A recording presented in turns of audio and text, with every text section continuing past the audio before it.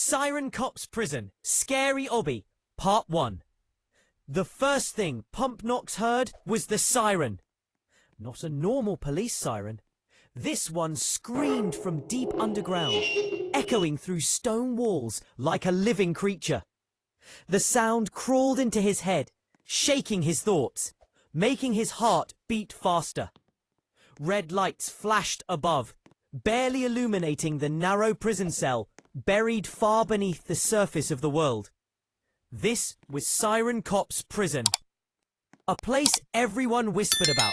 A place where no one escaped. Pumpnox stood up slowly, feeling the cold chains fall from his wrists. The cell door was open, too open. The prison wanted him to run. The floor trembled as the siren wailed again. Somewhere in the darkness, something moved.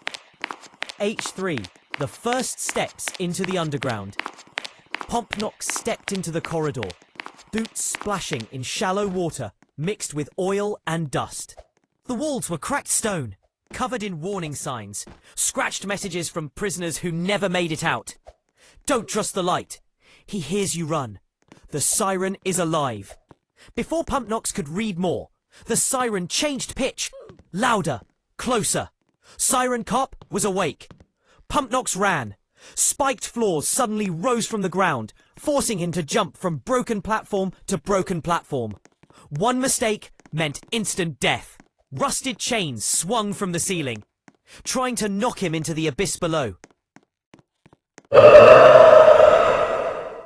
Behind him, heavy footsteps echoed. Boom, boom, boom. Siren Cop was chasing. The zombie mines. Pumpnox dropped through a broken hatch and landed hard in an abandoned mining tunnel.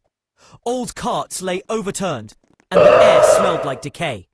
The siren sound faded for a moment, replaced by low growls. The zombies emerged slowly. Prisoners who never escaped. Their bodies twisted, bones visible through torn uniforms, eyes glowing faint green in the dark. Some crawled, some limped, others sprinted unnaturally fast. Pumpnox ran between minecarts, leaping over rails, sliding under falling beams. A skeleton burst from the wall, bones clattering as it swung a rusted pickaxe. Pumpnox barely dodged, feeling the blade cut the air inches from his face. A zombie grabbed his leg. Pumpnox kicked free and kept moving. He couldn't stop. The siren began again. The siren's trap. The tunnel opened into a massive underground hall, filled with lava pits and rotating blades. The floor crumbled behind each step, forcing Pumpnox to move faster than ever. His hands shook, his breathing burned. Then everything went silent. No siren, no zombies, too quiet. A red spotlight snapped on. Siren Cop stood at the far end of the hall. Tall, massive. His head made of twin sirens slowly spinning, lights flashing red and blue. Each step he took cracked the stone floor. The sound returned, louder than before. Piercing, painful, impossible to ignore. Pumpnox sprinted. Platforms collapsed. Fire shot from the walls. Skeletons rose from the lava, grabbing at his legs. Siren Cop reached out, fingers inches away. Pumpnox jumped. The floor vanished beneath him. The depths below. He fell into darkness, crashing onto metal pipes deep beneath the prison. His vision blurred. His body hurt. He was injured. Not broken, but not safe. The siren echoed faintly above. Pumpnox pushed himself up. Ahead was another path, darker, narrower, and more dangerous than anything before. The prison wasn't finished with him. Siren Cop wasn't finished with him. And Pumpnox knew one thing for sure. The real nightmare had only just begun. Part 2, the descent below the sirens. Pumpnox woke up to the sound of dripping water and a distant siren echoing through stone. His vision was blurry, his head pounding. The last thing he remembered was escaping the collapsing tunnel. leaping through fire and bones and diving into darkness. Now he lay on cold rock, surrounded by massive iron bars bent inward like claws. The underground prison hadn't ended. It had only gone deeper. The air here was heavier, thick with dust and something rotten. Old torches flickered with blue flames, casting twisted shadows across the walls. Symbols were carved into the stone. Warnings, names, scratches made by prisoners who never escaped. For Pumpnox stood up slowly. His body hurt. He was alive, but not unharmed. His arms shook. His breathing was uneven. Still, he tightened his grip and moved forward. A low siren moaned somewhere far below. Siren Cop was still hunting. The path split into 3 tunnels. One glowed faintly red. Another dripped green liquid from the ceiling. The third was silent. Too silent. Pumpnox chose the silent path. The floor suddenly dropped. He slid down a steep stone chute, sparks flying as he tried to stop himself. He slammed into a pile of bones at the bottom, gasping for air. The bones moved. Skeletons rose around him, their empty eye sockets glowing faintly. Rusty weapons scraped against stone as they stepped closer. Pumpnox ran. The tunnel twisted and turned, narrowing until the walls nearly crushed him. Skeletons chased him, clattering and screaming, their movements unnatural and fast. He leapt over broken bridges, ducked under swinging traps, and barely avoided spinning blades hidden in the walls. One skeleton grabbed his leg. Pumpnox kicked free and rolled forward, tumbling into a massive cavern. The cavern was filled with cages. Hundreds of them.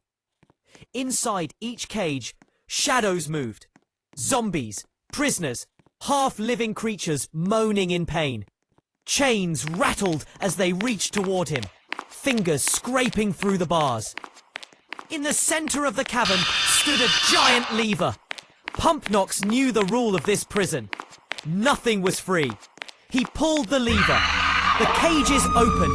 Chaos exploded. Zombies poured out, screaming and clawing at everything. Pumpnox sprinted across collapsing platforms while creatures fleet each other behind him. Explosions echoed as old machinery overloaded. Fire spread along oil-soaked floors. Above it all, the siren grew louder. Closer. Pumpnox climbed a spiral staircase as fast as his injured body allowed. Halfway up, the lights went out. Then the siren screamed. Siren Cop burst through the wall. His massive form smashed stone like paper. The siren lights on his head spun wildly, flashing red and blue, shaking the entire structure. His footsteps echoed like thunder. Pumpnox ran. The staircase collapsed behind him as Siren Cop charged, smashing through debris without slowing. Pumpnox reached a narrow bridge, suspended over a bottomless pit. The bridge began to shake. Siren Cop stepped onto it. The cables snapped. Pumpnox jumped at the last second, grabbing onto a hanging chain. Siren Cop fell, roaring, disappearing into the darkness below. The siren faded, but did not stop completely. Pumpnox pulled himself up, breathing hard. He knew better now. Siren Cop never truly disappears. The next area looked almost unreal. A forgotten underground city. Broken buildings carved into stone. Glowing mushrooms lighting empty streets. Abandoned vehicles frozen in time. Signs flickered weakly warning of containment breach and do not enter. Pumpnox moved cautiously. That's when the zombies came. Not slow ones, fast ones. They burst from windows, climbed walls, dropped from rooftops. Pumpnox zigzagged through alleys, vaulting over obstacles, sliding under collapsing gates. His heart pounded. Every mistake here meant death.